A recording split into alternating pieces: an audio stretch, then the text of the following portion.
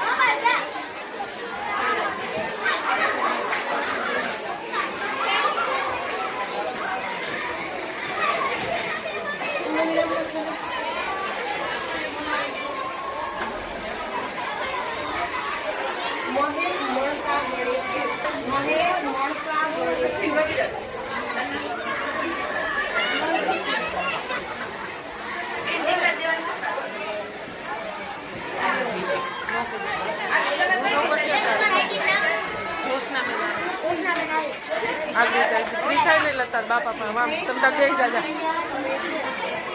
કોઈ નો કીધે તાર નામ નો લે હું કહું ને તમને બધા સહી એમ નથી પીવાની.